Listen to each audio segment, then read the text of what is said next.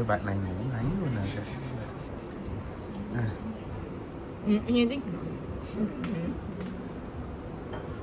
trời ơi, ngủ ngáy luôn nè. Nó ngáy. Nó ngáy thiệt kìa.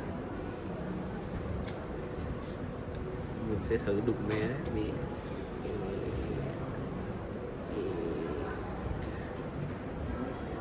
Đây, em đào. Ôi trời ơi, đánh nhau luôn rồi. Chuyện gì đã xảy ra? Clip sau kể về sự tích đại ca khu mèo nhà các bạn.